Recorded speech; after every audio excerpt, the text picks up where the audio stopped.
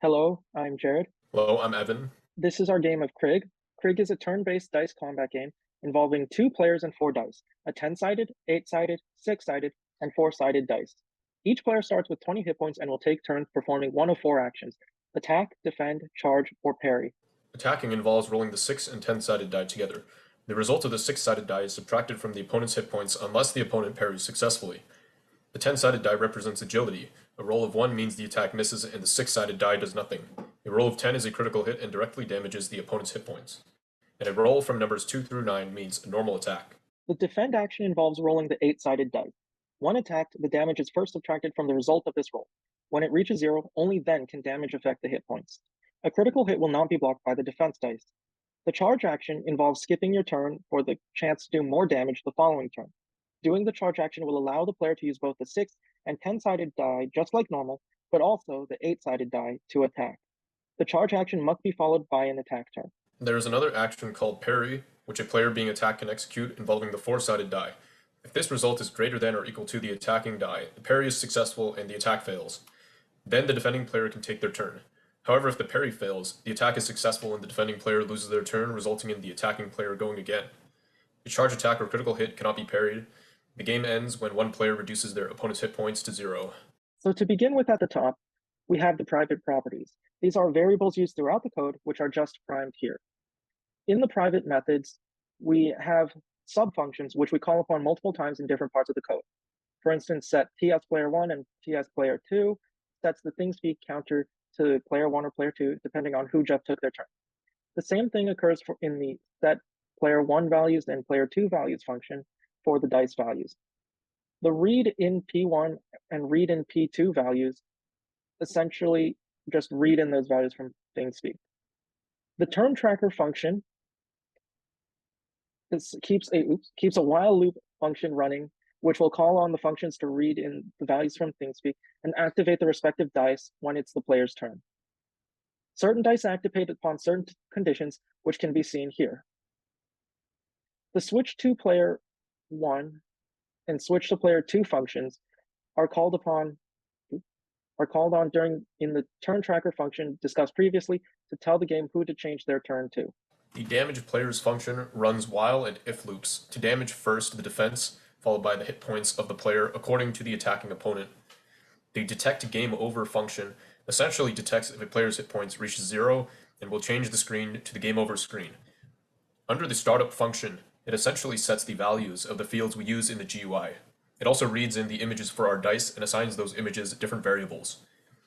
It also will reset the values in ThingSpeak by writing in a set value. The first button we have is the Start button, which disables itself and the Instructions button while enabling the Player Selection buttons and the Back button. The Instructions button simply switches tabs to the instructions. There are multiple back buttons, one of which is on the home screen and is enabled by the Start button. This back button just reverses what the Start button did. The second back button is found on the Instructions tab and simply switches tabs back to the home screen. The Player Selection buttons first read in data from ThingSpeak. If the button was already pushed by another player, it will be disabled and you will not be able to select that player.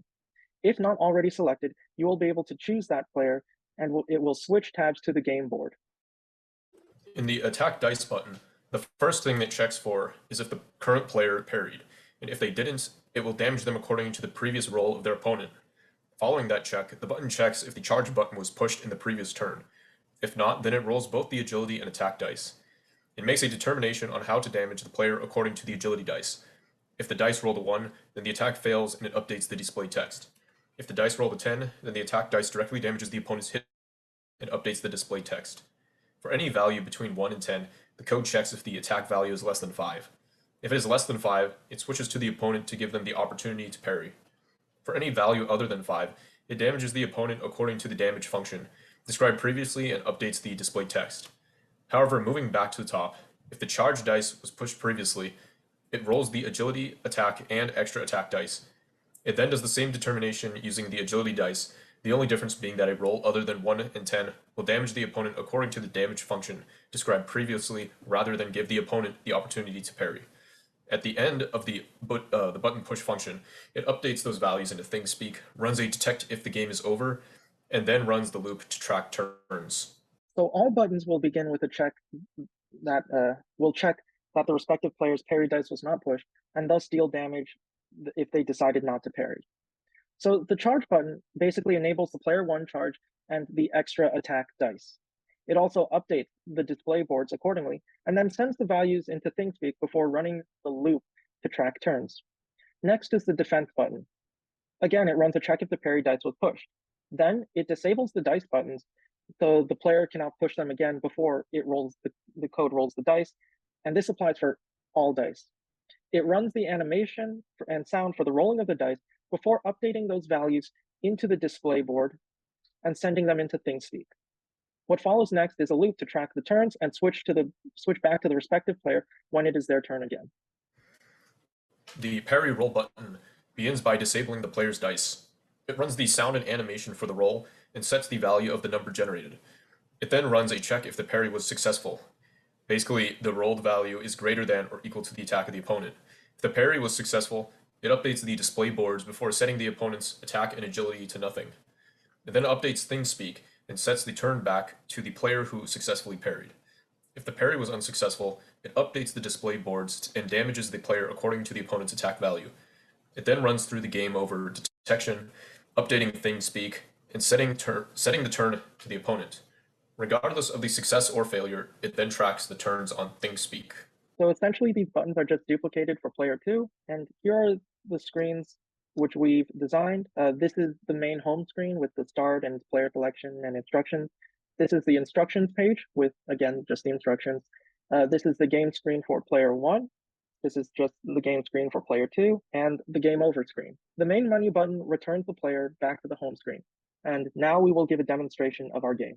All right, so to begin, I have two instances of our game running. I'll start with the instructions button just to demonstrate that it works. So here you can see that this is our instructions page. And of course, if we go back, this is the main menu. For this one, I will click start and select player one. And then I will click start and select player two for the other. And to begin, I guess I'll roll the defense dice. We have the sound and animation. The text displays your action. And then shortly after on player two's screen, you'll see that the defense value updated here. For player two, I will just click charge, for instance, and then it brings up the extra attack and displays the text here. And then going back to player one, we will see that it displays the charged attack. I'll roll the attack. Player one rolls a 3 and a 4. This gives it says it gives the opponent the opportunity to parry, which will show up here. And instead, I will choose to just attack. So with this, because I chose to attack instead of parry, the attack value of 4, which the opponent did, immediately damages me.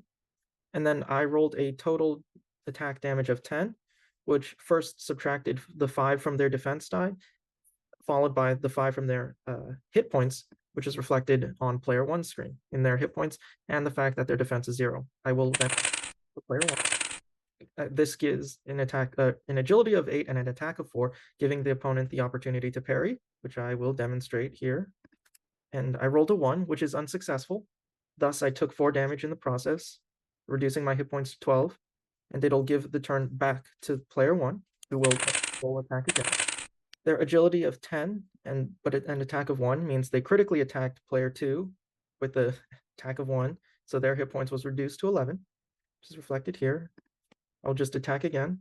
An attack of 4 giving the opponent the opportunity to parry, which will show up in the opponent board. I will parry.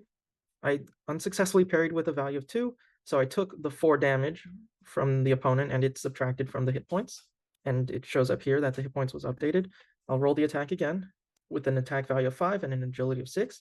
Because the attack value of 5 is greater than 4, it doesn't give the opponent, in this case player 1, the opportunity to parry. So instead to attack the attack value of 3 means that the opponent, player 2, now has a chance to parry, which we do, and we successfully parry with the value of 3 because it is greater than or equal to the opponent attack die.